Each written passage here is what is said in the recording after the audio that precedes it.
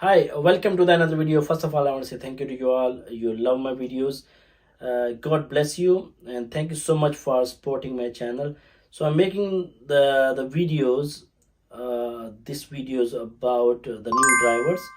I'm making actually the series of the videos about the new drivers. So if you want to watch my other videos, you can subscribe to my channel and go to my SAPCU channel and write it down SAPCU on YouTube and go to playlist, and you will see new drivers videos. You can watch their other question as well. So in this video I will speak about if you are doing the job, maybe Uber or Bolt or anything, and someone vomited in your car, what is going to be happen then?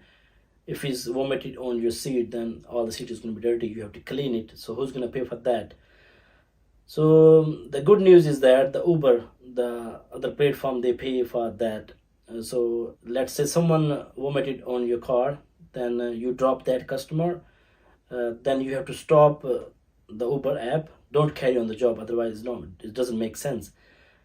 So then you go to means wash this car, and you can claim up to 70 to 80 pound for this one. Don't claim more than 100, it's going to be difficult. I know a lot of people claim about 150, is rejected. I know a lot of people, they claim up to 80 pound. So you can claim up to 80 pound for cleaning this dirty seats. So the Uber will pay for that. So then when you clean it, so you have maximum, I think, 48 hours to upload the receipt. So you take the pictures, the dirty seats and the receipt as well, then you have a job in your record. So you're gonna go to the messages and you have to upload the pictures and the receipt as well to claim your money back. So Uber will pay you. So hope so you understand this one. So thank you so much for watching this video. Please subscribe to my channel and give me thumbs up if you like this video.